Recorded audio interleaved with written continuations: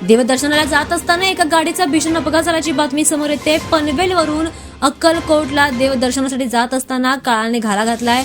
पुणे सोलापूर महामार्गावर मोहोळमध्ये एका कारचा शनिवारी रात्री अपघात झालाय। या अपघातात 5 जणांनी जागीच जीव गमावलाय तर एक महिला गंभीर जखमी झाली आहे। जखमी महिलेवर मोहोळमधील रुग्णालयात उपचार सुरू आहेत आणि यामध्ये 3 पुरुष आणि 2 महिलांचा समावेश आहे।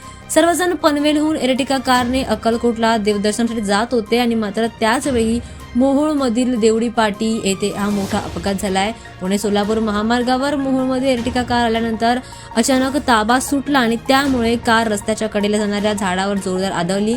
हा अपघात इतका भयंकर होता की यामध्ये 3 पुरुष आणि 2 महिलांनी जागीच जीव गमावलाय। अपघातानंतर मोहोळ पोलिसांनी तात्काळ घटनास्थळी धाव घेत या संपूर्ण घटनेची नोंद केलेली आहे आणि या महिलेला देखील रुग्णालयात उपचारासाठी पाठवण्यात आलंय।